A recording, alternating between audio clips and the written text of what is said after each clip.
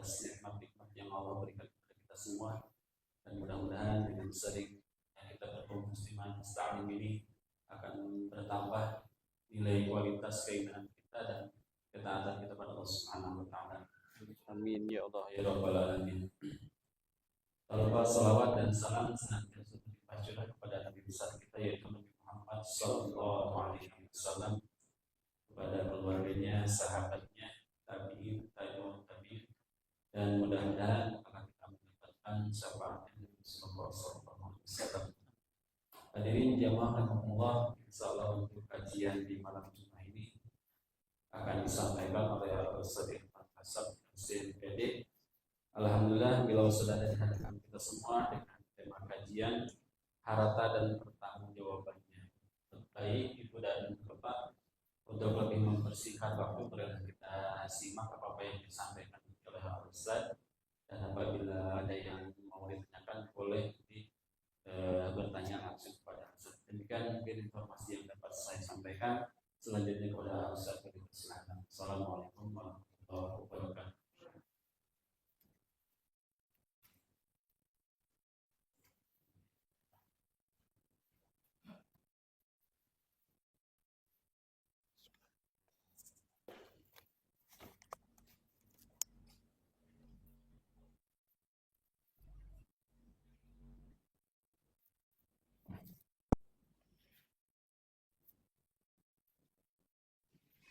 Alhamdulillah. Alhamdulillahilladzi an'ama bi ni'matil iman wal islam. Asyhadu an la ilaha illallah wahdahu la syarikalah wa asyhadu anna Muhammadan abduhu wa rasuluhu alladzi la nabiyya ba'dah, amma ba'd. Usikum wa nafsi bi taqwallah bi kalamillahi ta'ala.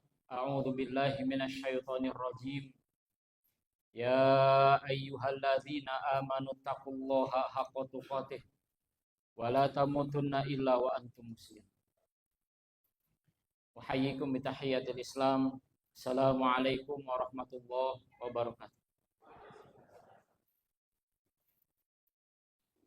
Alhamdulillah, di kesempatan malam ba'da kita melaksanakan sholat maghrib, Allah masih memberikan kepada kita kenikmatan usia, kenikmatan sehat, kenikmatan harta, sehingga dengan nikmat-nikmat ini bisa menjadi penghubung kita kepada Allah Subhanahu wa taala. Karena nikmat yang ada tentunya mesti kita syukuri, kita nikmati. Kemudian mudah-mudahan Allah memberikan pertambahan dari nikmat yang kita dapatkan. Salawat serta salam semoga tetap tercurahkan bagi junjungan kita Habibana wa Nabiyana Muhammad sallallahu alaihi wasallam, bagi keluarganya, para sahabatnya, para tabi'in, tabi'ut tabi'in, sampai kepada kita umatnya yang berusaha menjalankan sesuai dengan apa yang diajarkan oleh Rasulullah sallallahu alaihi wasallam. Hadirin rahimakumullah, tentunya setiap manusia diberikan bekal berupa rizki.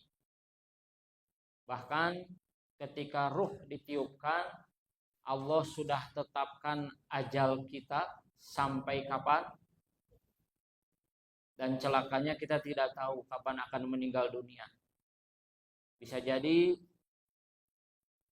saya meninggal dunia pada hari ini, ataupun setelah kajian ini. Tidak ada yang dapat menjamin waktu ke depan ataupun esok hari masih milik kita.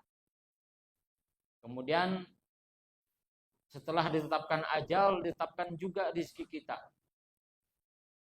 Sehingga berarti ketika ajal sudah habis, rezeki pun habis. Begitupun sebaliknya, ketika rezeki habis, berarti ajal pun sudah habis. Lalu apakah yang bunuh diri itu belum waktunya meninggal dunia? Sudah waktunya belum? Sudah waktunya gitu. Tapi naha atuh lebet neraka, kan sudah waktunya. Bahkan itu membantu malaikat maut mungkin katanya. Ya, caranya saja yang salah. Karena kalaupun dia tidak bunuh diri, jika sudah waktunya dia akan mati. Misal ditubruk kumeri sakompi, ya, maut meskipun terbunuh diri. Bahkan ada juga yang berusaha bunuh diri berkali-kali tapi tidak jadi-jadi. Karena memang bukan waktunya, belum waktunya. Gitu. Begitupun dengan rizki. Ketika rizki yang kita dapatkan hari ini dengan cara yang haram, apakah itu rizki kita ataukah bukan? Rizki kita ataukah bukan? Rizki kita. Misalkan, ditetapkan hari ini saya akan mendapatkan 50 juta. Misal ini ya. Kemudian saya malah mengambil 50 juta itu dengan cara menzolimi orang lain. Itu masih rezeki saya. Andai pun saya tidak mengambil dengan cara zolim, maka yang 50 juta itu akan saya dapatkan. Cuman bedanya cara mengambil rezeki itu. Jika mengambil dengan cara yang halal akan berbuah pahala, jika mengambil dengan cara yang haram maka akan berbuah dosa. Itulah harta kita yang nantinya akan dipertanggungjawabkan di pengadilan Allah Subhanahu wa taala, di mana kita menghadapi pengadilan itu sendirian. Kita terlahir sendirian, mati sendirian, dan menghadapi pengadilan Allah pula sendirian. Maka ketika hidup, mengapa kita mesti bergantung kepada orang lain dengan cara yang haram? Ataupun kita beranggapan bahwa saya masih selamat selama dibackingi oleh anu. Saya masih selamat karena saya masih punya orang dalam anu. Kenapa bergantung kepada manusia? Sedangkan di pengadilan nanti tidak ada istilah backing, tidak ada istilah orang dalam. Semua akan terbuka, baik kebaikan kita dan juga keburukan kita di pengadilan Allah Azza wa Jalla. Maka berhati-hatilah di dalam menjemput rezeki dari Allah Subhanahu wa taala. Baik, hadirin masyaallah muslim rahimakumullah. Ini kajian ini berawal dari hadis Rasulullah Shallallahu alaihi wasallam, di mana dalam hadis dinyatakan la ya'tiyanna 'alan nasi zamanun. Akan datang nanti suatu kaum di satu zaman. La yubalil mar'u bima akhadal mal. Di mana orang-orang tidak peduli lagi dari mana asal usul dia mendapatkan harta. Amin halal, apakah dengan cara halal, amin haram, atau dengan cara haram. Hadis sahih riwayat Bukhari. Dan nubuat Rasulullah ini terjadi pada zaman sekarang. Orang mengabaikan dari mana dia mendapatkan uang. Tepaduli, nu penting mas saya menang duit. Bahkan terkadang mencari pembenaran agar uang yang dia dapatkan merasa benar. Ada juga yang mencampur antara hak dan juga batil. Padahal Allah menegaskan wala talbisul haqqo bil batil. Janganlah engkau mencampur adukan antara hak dan juga batil. Karena jika hak dan batil sudah tercampur, orang akan kebingungan mana hak mana batil. Bisa saja orang tahu itu hak dan itu batil, karena sudah dicampur adukan, dia tidak berani untuk mengatakan ini hak, ini batil. Akhirnya akan seperti itu. ketika sudah bercampur antara hak dan juga batil. Ini kita akan lebih hati-hati karena di zaman ini sudah terjadi harta berdatangan kepada kita begitu saja dan banyak yang mengabaikan dengan cara apa dia.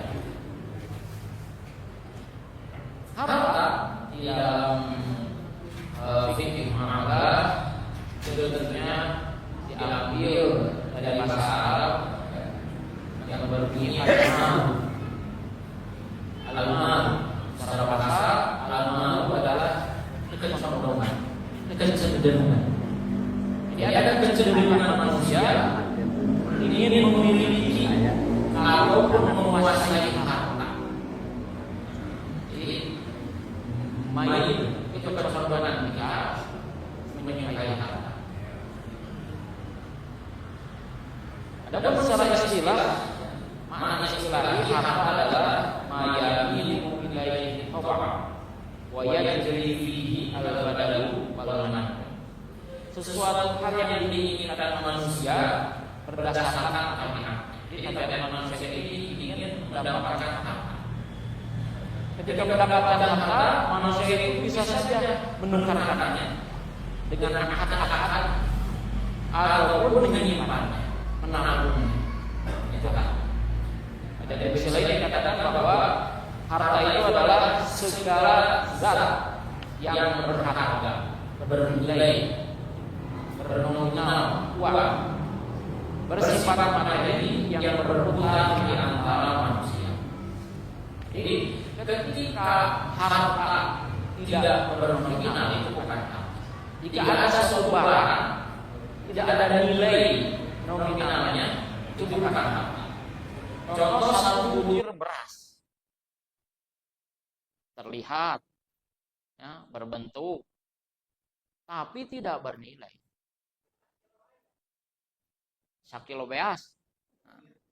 Sakilo beas mah bernilai. Ayeuna sabaraha sakilo? Nah, itu. Ibu-ibu mah hafal.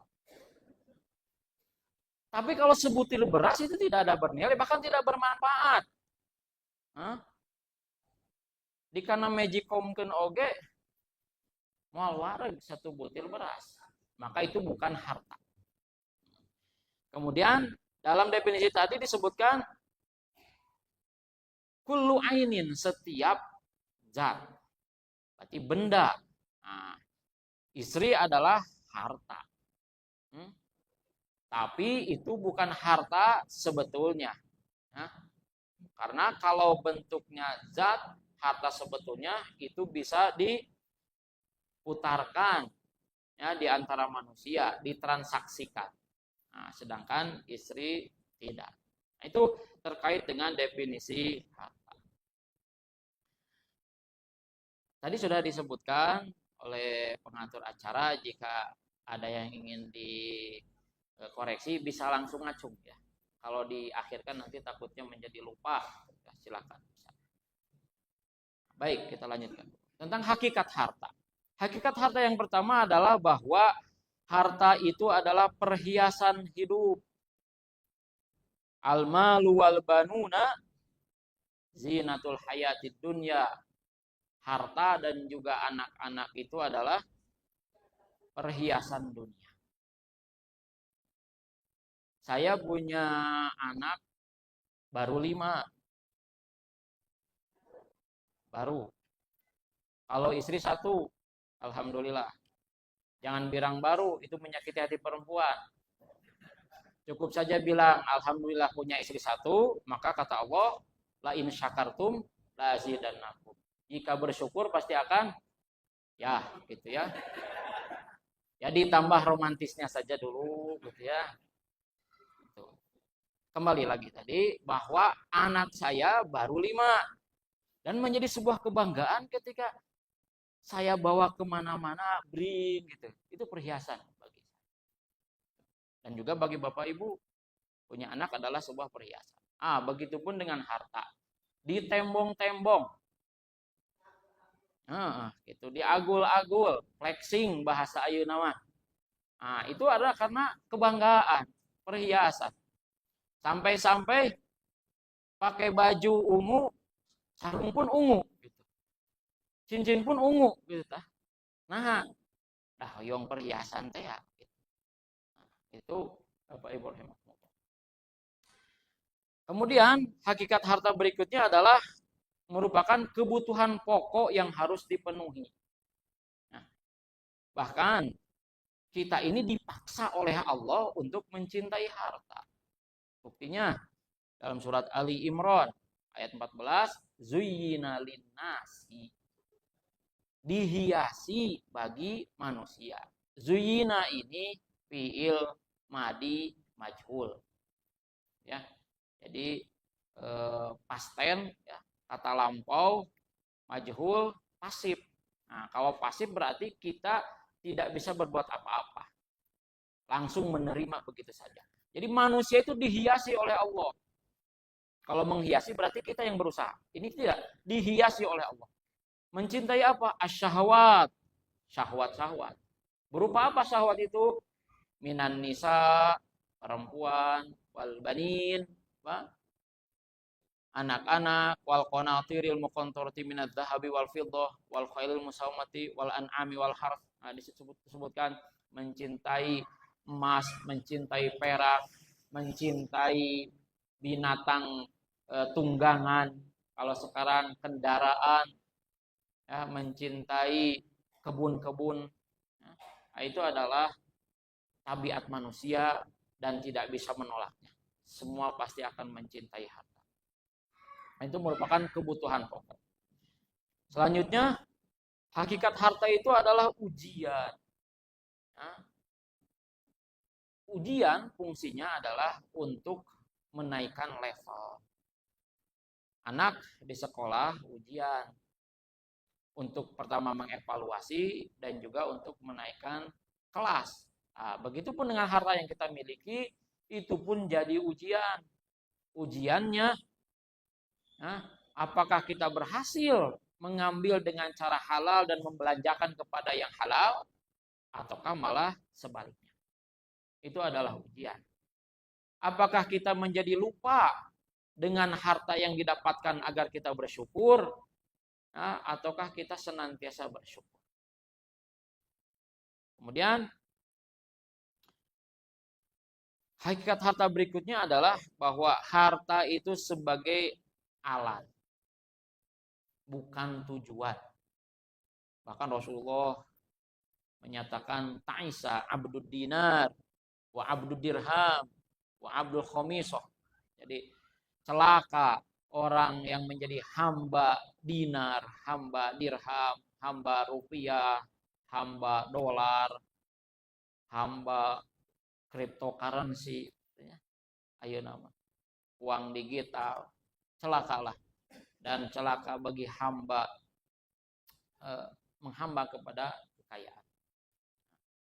Allah berikan harta untuk menjadi alat menuju tujuan hidup, di mana tujuan hidup kita ingin mendapatkan ridho Allah Subhanahu wa taala. Seperti kita menikah, saya mencari nafkah itu bukan karena istri. Ibu ngumbah wadah nyesehan, gegeroh, sasapu nyetrika, bukan karena suami, tapi harus karena Allah. Karena kalau karena istri, ketika istri najam medut, saya jadi hoream mencari nafkah. Kalau nyesehan karena suami kerpik kasebeleun, ibu jadi hoream nyesehan. Tapi kan kita berumah tangga ini untuk mengharap pahala dari Allah, bukan pahala dari pasangan kita. Nah, begitupun dengan harta, itu yang ada kita miliki untuk mengharap ridho Allah Subhanahu wa taala. Terserahlah omongan manusia mau seperti apa, yang penting kita mendapat ridho Allah Subhanahu wa taala. Kemudian hakikat harta berikutnya adalah di mana harta itu secara zatnya, hakikatnya secara mutlak itu milik Allah Subhanahu wa taala. Lillahi ma fis samawati wa ma fil ardh.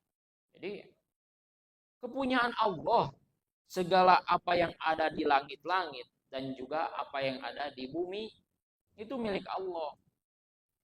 Bagaimana dengan yang kita miliki sekarang? Ini hak guna pakai yang nantinya akan diminta pertanggungjawaban. Hak guna pakai.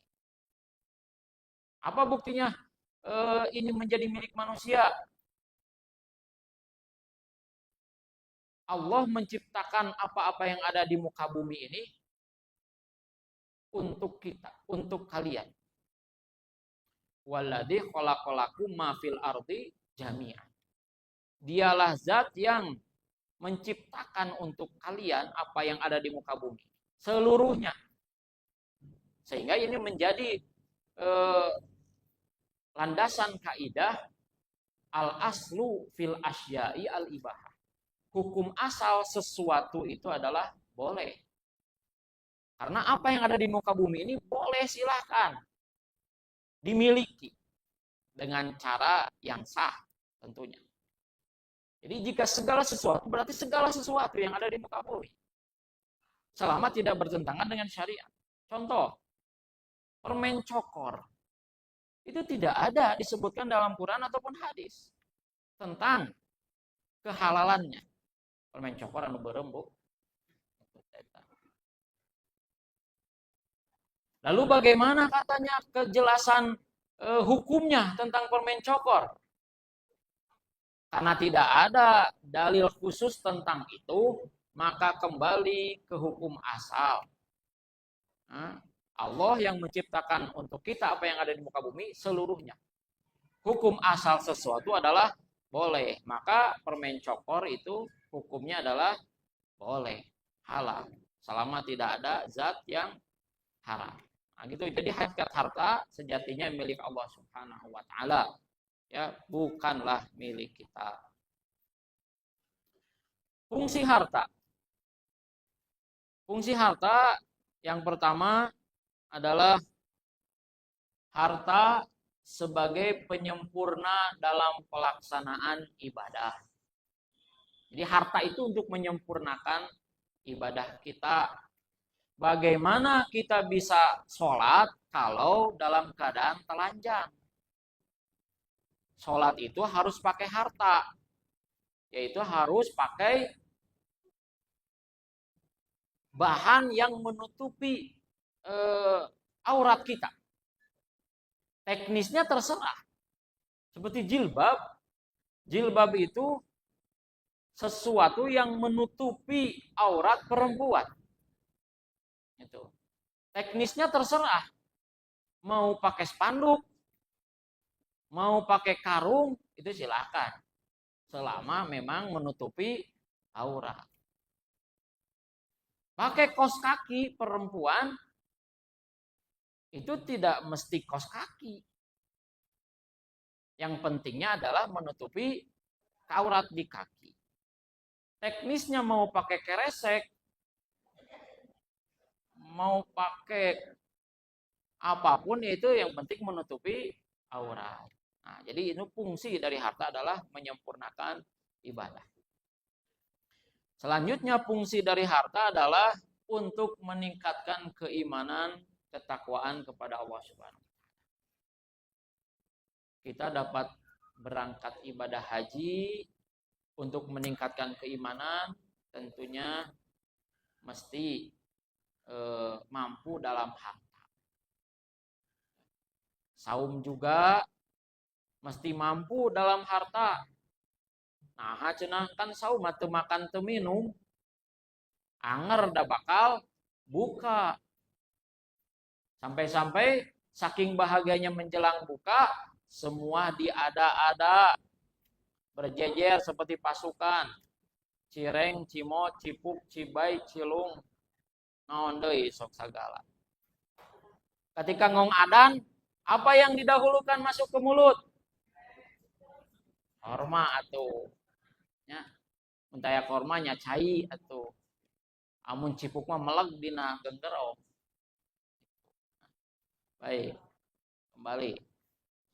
Kemudian, fungsi dari harta adalah untuk meneruskan estafeta kehidupan dari satu periode ke periode berikutnya.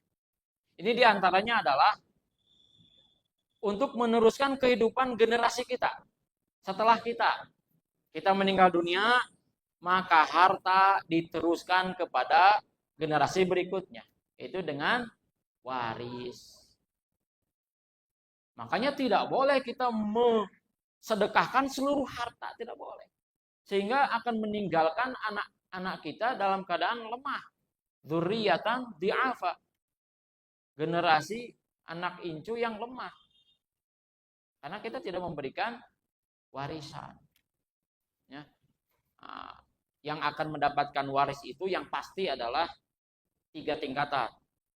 Tingkatan pertama pasangan, tingkatan kedua di atasnya ayah atau dan juga ibu, tingkatan ke bawah anak laki-laki dan juga anak perempuan. Itu pasti akan mendapatkan waris.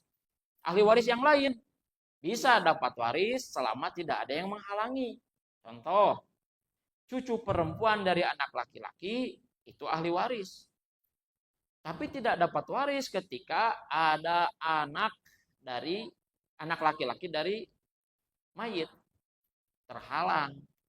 Nah, kalau yang 3 tahap tadi itu mendapatkan waris. Jika tidak ada anak laki-laki, cucu perempuan dari anak laki-laki mendapatkan bagian warisan.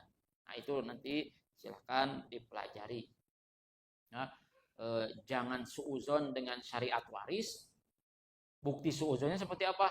Membagikan dulu harta seluruhnya kepada anak-anak. Ujang neng, kan gitu. Sebelum meninggal dunia, tidak boleh itu.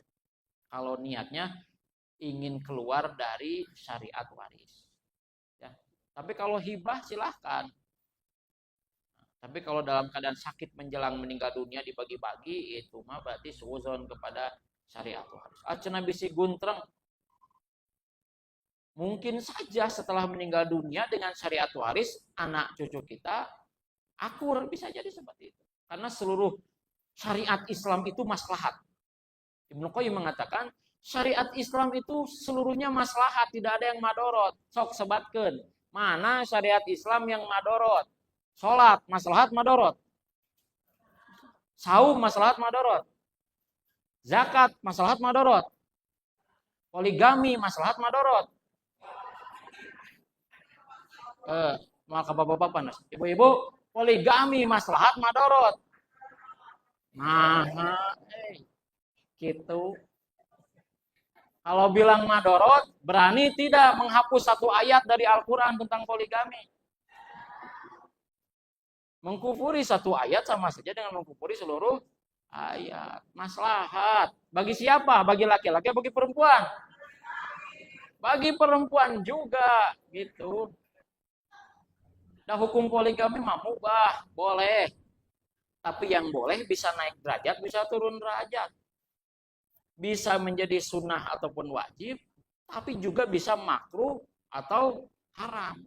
Poligami itu bagi yang mau dan mampu.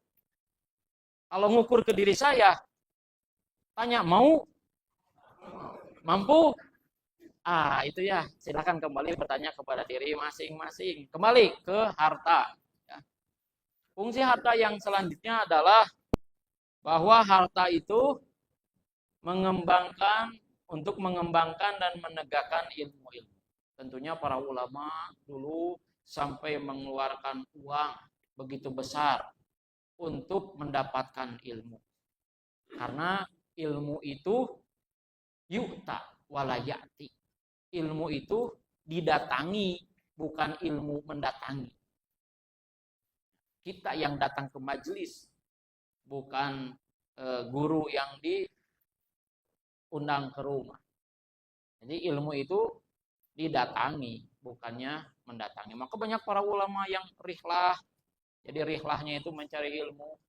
Dan juga zaman sekarang sekolah itu kan ada yang bayar. Itu diantaranya untuk mengembangkan ilmu-ilmu. Itu. Cenah mayar nama sekolah teh. Anak itu titipan bukan? Titipan. Dari Allah kan ya.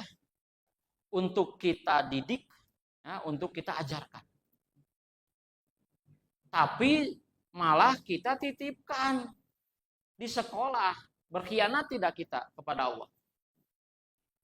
Kan Allah itu memberikan amanah ke kita, tapi kita malah menitipkan lagi kepada yang lain.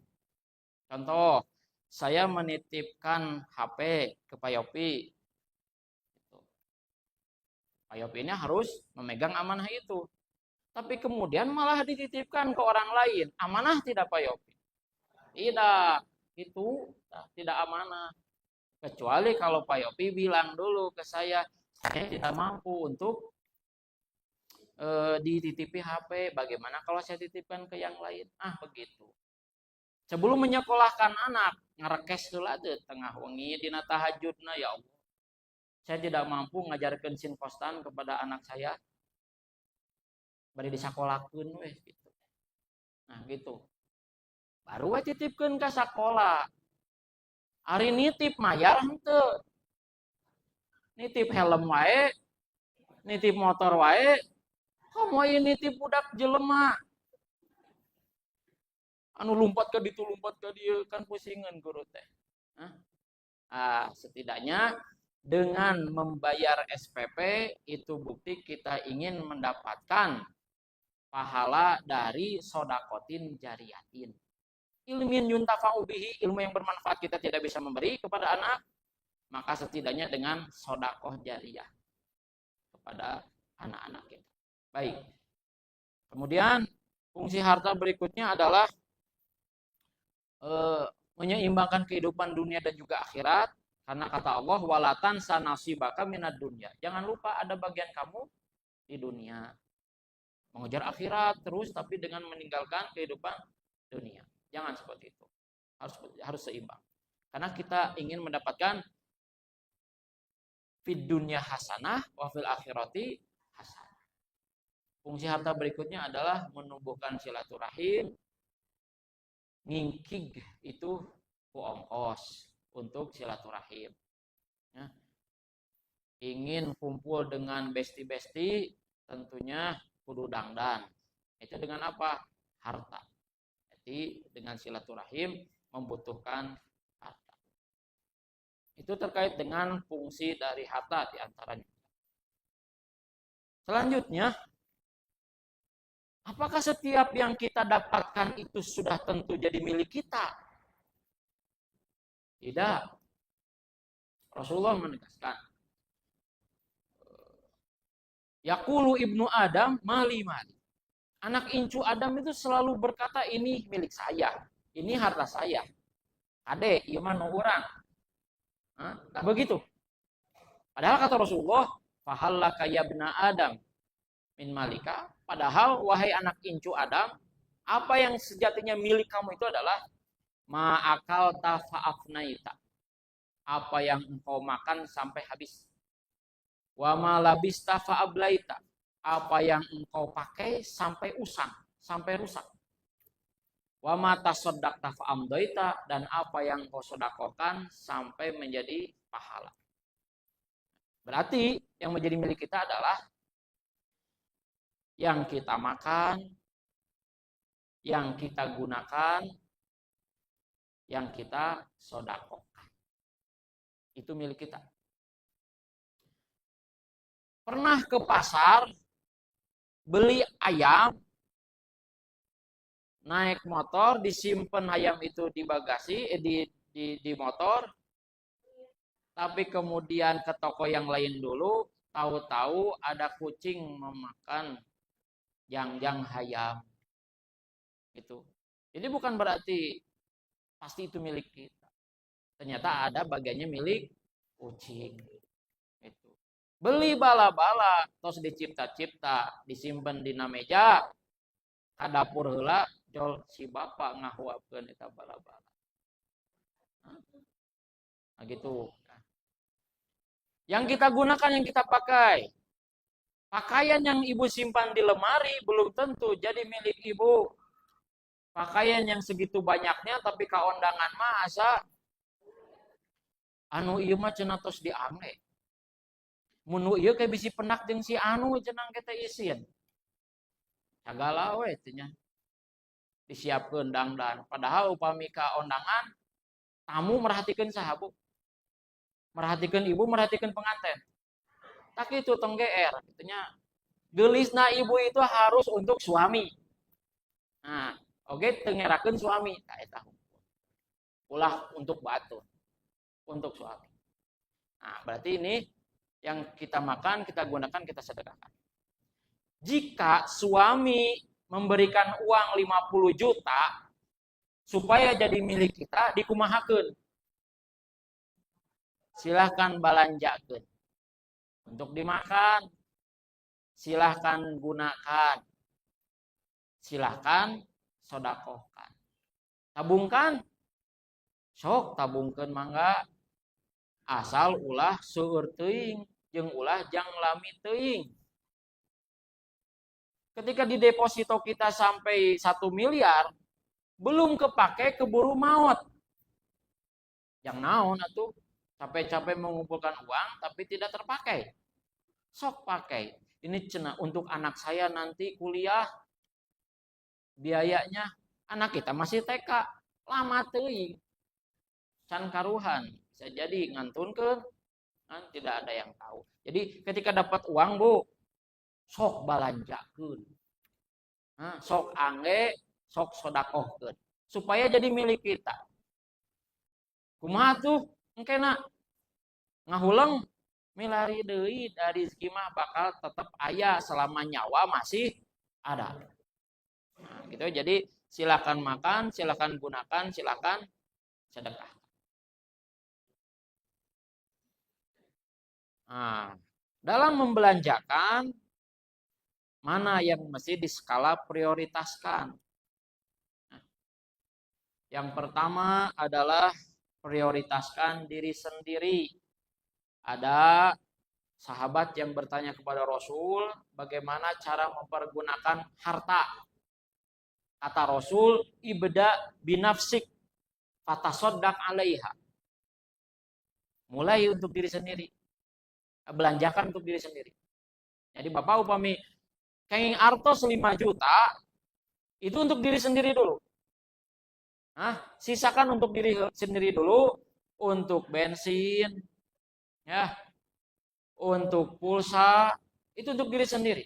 Jangan sampai nanti uang semuanya dikasihkan ke istri, ban bitu di jalan, maknya nagog heula ngantosan istri. Itu ada hak diri. Silakan. Tina 5 juta teh 500.000.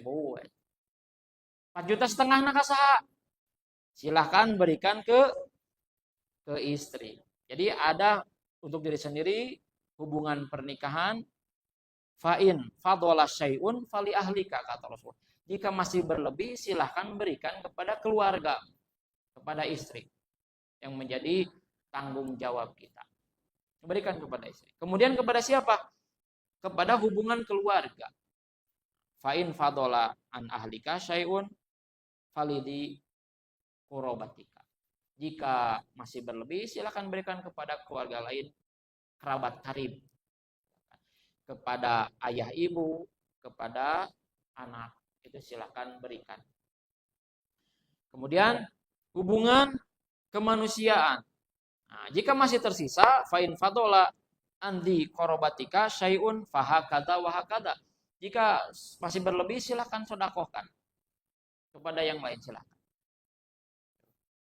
Kemudian ada hubungan kepemilikan. Kalau zaman dulu hamba saya dimiliki, silakan dibiayai. Sekarang saya punya kucing milik saya, silakan diparaban. Nah, yang kita miliki. Jadi ada untuk diri sendiri, kemudian hubungan pernikahan, hubungan keluarga, hubungan kemanusiaan, dan juga hubungan kepemilikan. Tuh. Adakah skala prioritas mesti hal-hal yang bersifat penting ataukah tidak? Jadi ada tahapan. Ada yang doruriyah, ada yang hajiyah, ada yang tahsiniyah. Doruriyah itu kalau di kita ada yang primer, ada yang sekunder, ada yang tersier. Contoh yang primer, yang doruri. Saya mesti makan. Kalau saya tidak makan, saya akan mati. Misalkan gitu. Maka itu hal yang darurat saya makan. Nah, bagaimana yang hajiahnya? Yang sekundernya? Cuman saya butuh makan 2 piring. Nah, itu kebutuhan saya. Sebetulnya dengan 1 piring sudah bisa memenuhi hal yang darurat. Cuman saya butuhnya 2 piring. Yang tahsiniyahnya, yang tersiernya bagaimana? Lauknya saya dengan apa? Apakah dengan steak ataukah dengan bakso? Nah, itu hal yang tersier. Jadi ketiga hal tadi yang daruriyah, hajiyah, tahsiniyah silahkan. Jadi jangan melulu yang daruri aja. Kebutuhannya enggak. Tersiernya juga tidak. Hari umat Islam tidak boleh senang-senang. Boleh kan, selama tidak bertentangan dengan syariat. Itu boleh. Happy-happy. Atau sekali-kali mah beli pizza, misalkan kan gitu. Untuk happy-happy, silakan. Ulah makan nasi aja terus yang darurat yang diberikan. Nah, kemudian kebutuhan yang bergizi, nah, itu kebutuhan gizi itu, bukan hal yang daruri. Nah, karena daruri nama makan untuk menyambung kehidupan. Gizinya kebutuhan. Kemudian tersiernya adalah apa yang kita inginkan. Itu. Jadi silakan ditakar dulu tentang skala prioritas dari harta, kepada siapa dulu kita membelanjakan, ya, memberikan, dan dengan apa kita membelanjakan itu.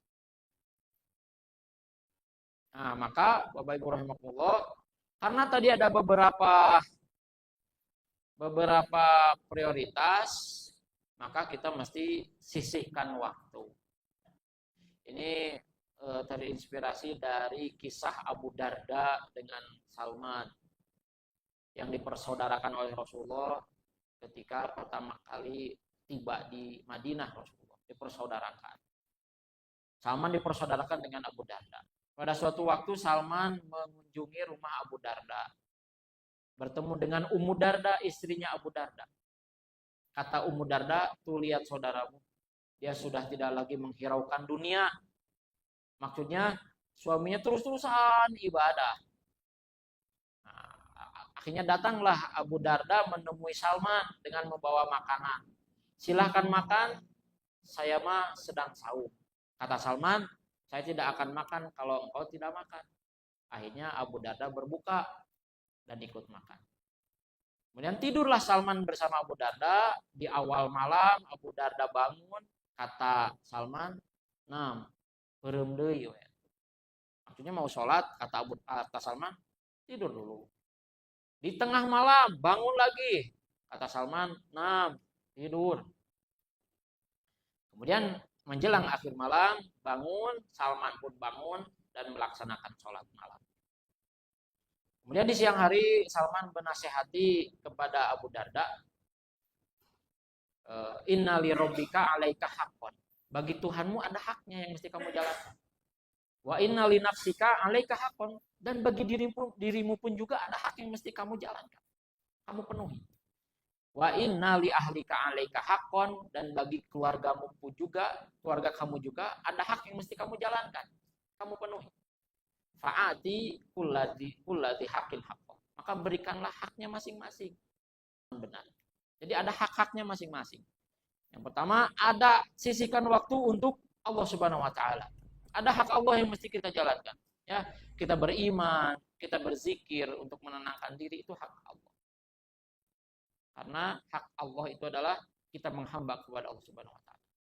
Kemudian ada hak diri kita. Kalau istilah anak-anak sekarang ada istilah me time.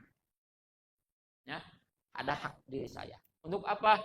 Untuk makan, tidur, istirahat, merenung. Itu ada hak diri. Silahkan berikan hak diri kita. Jangan bekerja terus, olahraga enggak. Itu. Mencari uang terus. Tapi diri tidak diperhatikan. Makanannya. Itu hak diri. Kemudian ada juga hak keluarga, family time yang mesti diberikan. Ya. termasuk pemberian harta itu kepada keluarga yang mesti didahulukan. Jadi ada arba'atu dananir kata Nabi, ada 4 dinar. 1 dinar yang pertama adalah tahu engkau berikan kepada fakir miskin. 1 dinar yang kedua engkau berikan untuk membebaskan hamba sahaya. 1 dinar ketiga engkau napakohkan untuk fisabilillah. Kemudian yang keempat, dinar yang keempat engkau napakohkan kepada keluarga. Bahkan kata Nabi, lebih afdol memberikan nafkah kepada keluarga dibanding yang lain tadi. Tapi bukan berarti tidak boleh sedekah, tidak boleh untuk berbuat baik kepada orang lain, tidak. Tapi skala prioritasnya adalah istri dulu. Sebaik-baik perempuan itu adalah idza nadharta ilaiha sarotka. Apabila engkau melihat wajah istrimu, kamu senang. Itu perempuan yang terbaik. Jangan sampai suami pulang ke rumah, istri jemedut. Pakai baju daster eta keleh, katanya. Kulehe, tidak boleh. Tapi harus membahagiakan, menyenangkan suami. Namun, agar suami senang, istri itu mesti dimodalan.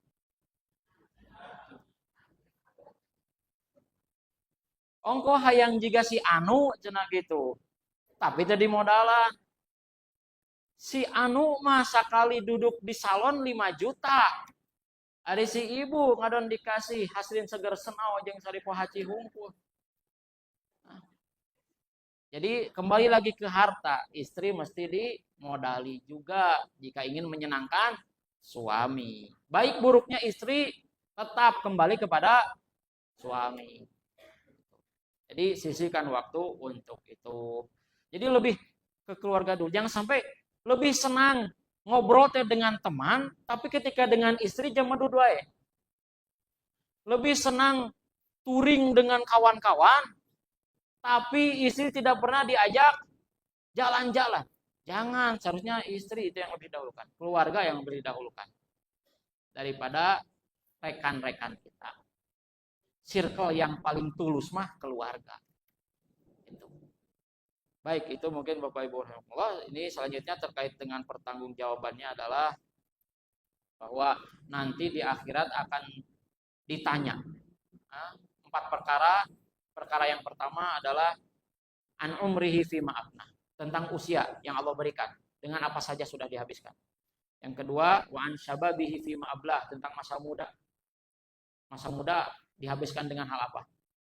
Masa muda anak-anak kita mohon diperhatikan. Ya, sekarang karena zamannya informasi begitu membabi buta, tsunami informasi tidak dapat dibendung. Anak-anak kita bisa mendapatkan informasi negatif dengan handphonenya. Nah, mari kita jaga generasi kita. Nah, kita batasi anak-anak kita dalam penggunaan handphone. Kemudian akan ditanya yang ketiga adalah wa an malihi min aina iktasabah wa fima anfaq. Dari mana mendapatkannya, dengan cara apa membelanjakannya. 2 pertanyaan bagi harta. Mendapatkannya dengan cara halal ataukah haram? Kemudian setelah didapatkan, dibelanjakannya kepada hal yang halal ataukah kepada hal yang haram? 2 pertanyaan itu kepada harta mah sampai 2 pertanyaan. Dengan cara halal ataukah dengan cara haram? Nah, gitu ya. Ujug-ujug ada yang ngasih amplop. Ini apa ini? Nah, ini riswah ataukah bukan? Nyogok ataukah bukan? Nah, kalau itu nyogok berarti diambil dengan cara yang haram. Nah, keluarnya nanti akan menghilang begitu saja, tidak terasa. Biasanya seperti itu. Kemudian pertanyaan yang keempat nanti di akhirat adalah wa an ilmihi madza amila fihi, tentang ilmunya, dengan apa saja yang sudah diamalkan. Jadi keilmuan seseorang tidak menandakan kesolehan. Nah, ternyata zaman sekarang tidak mesti ustadz itu soleh, enggak menjamin. Ya, karena titel itu atau penyebutan itu tidak menjamin kesolehan seorang. Saya belum tentu sesoleh Bapak Ibu, belum tentu. Ya, tapi yang jadi pertanyaan adalah ilmu yang didapatkan apa saja yang sudah diamalkan. Karena ternyata sejatinya yang disebut dengan cendekia ulama adalah innama yakhshallaha min ibadihil ulama. Sesungguhnya orang yang paling takut kepada Allah adalah para ulama, para cendekia. Berarti semakin tinggi strata keilmuan seharusnya semakin tunduk kepada Allah Subhanahu wa taala. Semakin tinggi detail akademiknya seharusnya dia semakin taat kepada Allah, bukannya malah suuzon dengan syariatnya, bukannya malah membangkang kepada perintahnya. Jadi itu yang akan dipertanyakan termasuk harta kita nantinya. Berapa menit lagi? Jika ada yang ingin disampaikan silakan sambil jalan. Slide terakhir ya Bapak Ibu. Akibat dari harta haram. Yang pertama adalah daging terbakar api neraka. Di mana Rasulullah mengatakan kullu lahmin nabata min haram fannaru aula bihi. Setiap daging yang tumbuh dari harta haram, maka api neraka itu lebih berhak untuk membakar daging itu. Jangan sampai kita memberi makan anak-anak kita, istri kita dengan harta haram dan kemudian menjadi daging. Padahal Allah perintahkan kepada kita, ku anfusakum wa ahlikum, menjaga diri dan juga keluarga dari api neraka. Bagaimana bisa menjaga keluarga dari api neraka ketika malah memberikan makan, pakaian anak-anak kita dari harta haram. Kemudian akibat harta haram yang kedua adalah sedekah berbuah sia-sia. Di sini disebutkan siapa yang mendapatkan harta dari hal yang haram, fa in tasaddaqa bihi, kemudian dia mensedekahkannya, lam yuqbal minhu, tidak akan diterima. Tidak akan diterima. Wa in tarakahu warahu kana zaduhu ilan nar. Jika tidak disedekahkan dan dia simpan harta itu, maka akan menjadi penyebab ke neraka. Kemudian yang ketiga, akibat harta haram adalah tidak diterima sholatnya. Di sini disebutkan dalam hadis riwayat Ahmad, siapa yang membeli baju 10 dirham dan di bagian dari dirham itu ternyata ada uang yang haram, maka Allah tidak akan menerima sholatnya. Ya, Allah tidak akan menerima sholatnya selama dia memakai harta haram itu. Jadi dari 10 dirham, misalkan ada 1 dirham yang haram. Dari 10.000 ada 1.000 yang haram. Dibelikan baju. Baju itu dipakai sholat. Tidak akan diterima sholat. Kemudian yang keempat adalah dengan harta haram doa tidak akan dikabulkan. Nah, Sa'ad pernah meminta kepada Rasulullah agar Allah mengijabah doanya. Tapi pesan Rasulullah, atibah, tu'mataka tustahab da'watuka. Perbaiki makanan kamu, maka akan diijabah doa kamu. Berarti kalau memakan harta haram, itu tidak akan diijabah doanya. Itu diantara akibat dari harta haram yang kita kalau kita miliki. Maka sebelum menjelang Ramadan ini, mari kita mengevaluasi diri tentang harta kita, ya, tentang apa yang kita miliki. Jika ada yang haram, silahkan keluarkan. Jika ada harta orang lain, silahkan kembalikan. Gitu. Mari kita evaluasi diri kita masing-masing, karena lebih enak ketika yang bertanya itu kita kepada diri kita, dibandingkan jika yang mempertanyakannya adalah orang lain. Kita akan tersinggung. Iya, harta di mana? Itu kan tersinggung. Silakan kita evaluasi dulu apa yang ada di rumah kita, apa yang ada di diri kita, bersihkan. Money laundry, gitu ya. Jadi uangnya dicuci, Cucina kumaha? Hilangkan, kembalikan, hilangkan, kembalikan. Nah, begitu Bapak Ibu rahimakumullah terkait dengan harta. Semoga Allah Subhanahu wa taala masih memberikan kepada kita rezeki yang halal dan kita beristiqomah untuk mencari harta yang halal dan membelanjakan kepada hal yang halal. Itu yang bisa kami sampaikan. Jika tidak ada yang ingin didiskusikan, tidak ada. Alhamdulillahirabbil alamin. Mohon maaf jika ada ilmu yang salah saya sampaikan. Jika ada yang salah saya sampaikan, saya ingat saya akan WA Pak Yopi untuk memberitahukan bahwa ini Irfan Kasab salah. Mohon disampaikan lagi yang benarnya, ya.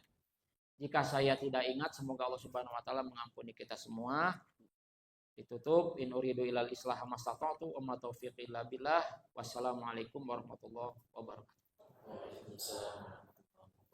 Insyaallah Ustaz ya bagian kali ini ada dua catatan yang harus kita perhatikan tentang harta ini, bagaimana cara harta yang didapatkan, cara halalkah atau haramkah. Yang kedua, untuk apa harta itu dipergunakan, untuk kebaikan atau dosa.